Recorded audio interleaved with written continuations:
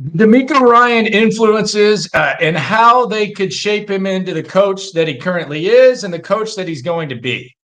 Something that I want to talk about here in the locker room. It is the locker room, number one source for Texans daily digital content. I'm Landry Locker. You hear me 10 to 2, Monday through Friday, Central Time on Sports Radio 610. We actually talked to Gary Kubiak today about some of these things. Download the Odyssey app and check that out. Or go to my Twitter at Landry Locker if you want to see it. But Gary Kubiak, obviously, he's one of the immediate influences that will come to mind. And Gary Kubiak, he has a long list of guys that he's impacted in the coaching ranks. And with DeMeco, the offense comes to mind, the Kubiak / Shanahan impact. But there's also some other influences that I don't think that we really talk about that I want to get into. But I want to start with the Shanahan impact.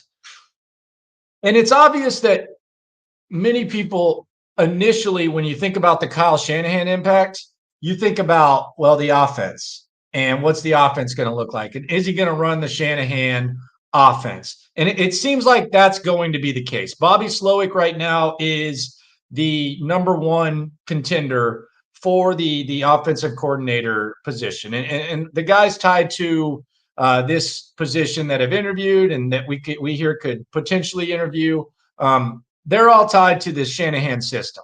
So the offensive system, we could see DeMeco use that. I don't know how married he's going to be to it. I don't know, if he has any different philosophies than Kyle Shanahan, but we're going to see the offense. But the Shanahan impact, as we go through the DeMeco Ryan influences, that I don't think that gets enough attention is just the situation that Kyle Shanahan went into in San Francisco, because it's very similar to what DeMeco Ryans is coming into with the Houston Texans. Now, it's not identical, but it is similar in that Shanahan was following a coach who was 2 years removed, who'd had a decent level of success, but for whatever reason, stuff just came tumbling down very, very quickly.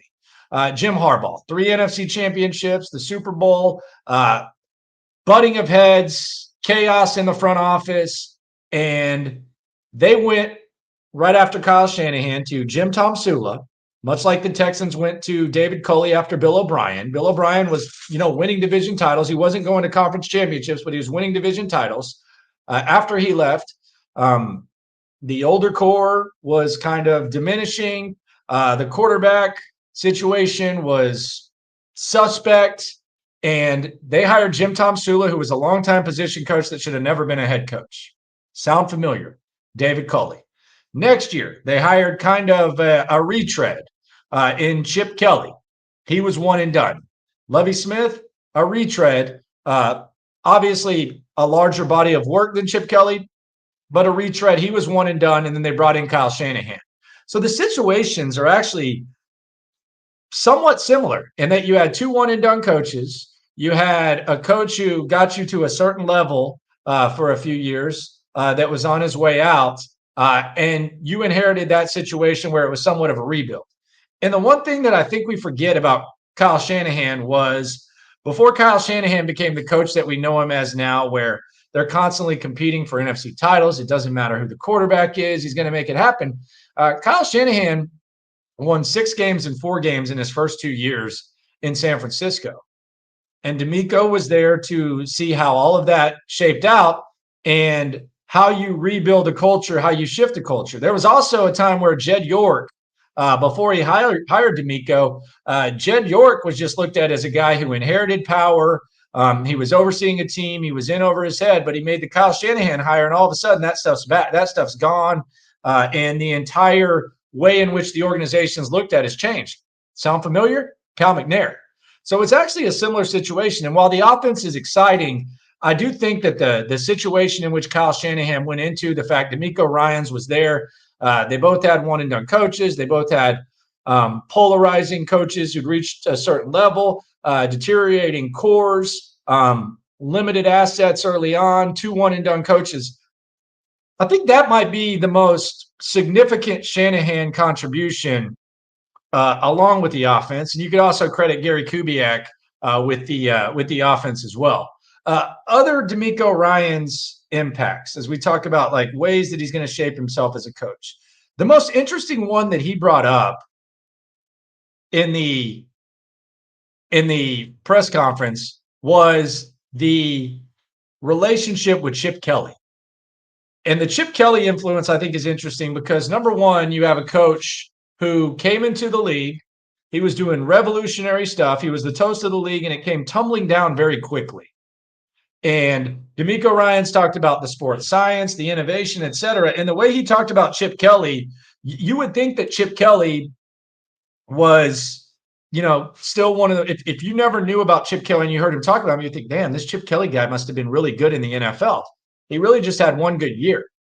But DeMeco Ryans mentioned Chip Kelly and how much he learned from him. And I think that's a really good thing because number one, I think there can be a lot of lessons learned from Chip Kelly when it comes to the innovation and how innovation does have a shelf life. If maybe you become too power hungry or maybe the league catches up to it, but it opens your mind. And that's why DeMeco Ryans talks about not being married to an offense. Just that type of innovation, it kind of opens your mind. Also have the Andy Reid impact, who DeMeco Ryans played for in Philadelphia. Andy Reid was there for a little bit. And all the things you learn from Andy Reid. I don't even need to list those. But I do find it interesting that you have the Shanahan, the Andy Reid, the Chip Kelly, and, of course, the Gary Kubiak, who was the first voice that DeMeco Ryans heard when he first became a Houston Texan. And from a Kubiak standpoint, and Kubiak actually said that he spoke to DeMeco when he was on the show, again, the Odyssey app, In the Loop, Sports Radio 610. He said that he told DeMeco a lot of things when he was talking to him about, being a head coach. And I asked Kubiak, what's the biggest mistake you made when hiring your first staff? If you ever made mistakes. Gary had a lot of really good coaches coach for him. But what were the biggest mistakes that you made? And he said maybe rushing. And not taking enough time. So wonder if DeMeco is going to drag out this process as much as possible with the offensive staff and whatnot. There have been some interesting names. Gerard Johnson, friend of our show. He's like a son to my co-host, John Lopez. I saw him at both of his sons' weddings. He used to be a regular guest on the show. He could be an offensive assistant. I think that's a no-brainer. He knows Bryce Young and CJ Stroud. So that'll be interesting to see. And another influence on DeMeco Ryans is Robert Saleh.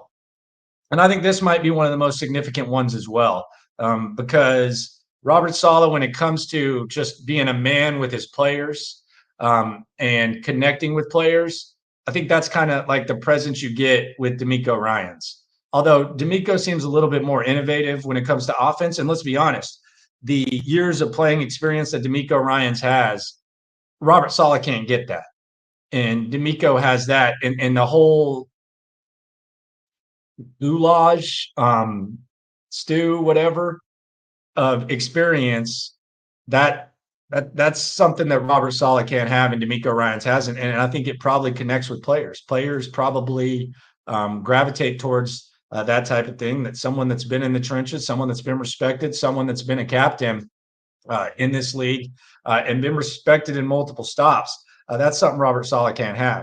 So the experiences of DeMeco Ryans are going to be really, really interesting to find out. I think the Shanahan, the offense speaks for itself. But, the situation that Shanahan went into, Robert Saleh, Chip Kelly innovation, Andy Reid, these are all going to be very, very interesting. And then you got to wonder, because this is going to be the most important thing moving forward, taking that experience, learning from it on the go, learning from past mistakes, learning from future mistakes you will make. The Nick Caserio angle and the Patriot way, 20 years. I know a lot of people kind of roll their eyes at that, but how does that fit in? Because it's easy to say, well, it's all about Tom Brady. And yes, Tom Brady had a ton to do with it, but there are also some good lessons from New England. And I don't know too many organizations that can say that they have direct experiences with the two most prominent guys at the top, with all of these influences that we're talking about, from Kyle Shanahan, Gary Kubiak, Andy Reid, Chip Kelly, and the New England Patriots when they were winning at the highest level over the longest period of time. So it'll be interesting to see how all these experiences play in. Don't sleep on the Shanahan experience. And how will Nick Caserio and DeMeco Ryans gel? That's going to be interesting to see as well. Again, the Gary Kubiak interview on the Odyssey app. The influence is going to be nice. The coaching staff, it's shaping out. Bobby Slowick's still the betting favorite, but don't sleep on some other guys being interviewed potentially. And don't sleep on DeMeco Ryans. It's a lot of valuable experience. Maybe not the experience that comes to mind immediately, but you sprinkle all this stuff in. Just yet another reason to be encouraged by DeMeco Ryans. No matter what happens, though, moving forward, no matter what happened in the past, just remember when it comes to this Houston Texans game, we are all in this together. Subscribe, like, follow on Twitter and Instagram at Landry Locker. It's a locker room on YouTube. We'll do a little live stream tonight and get your questions in.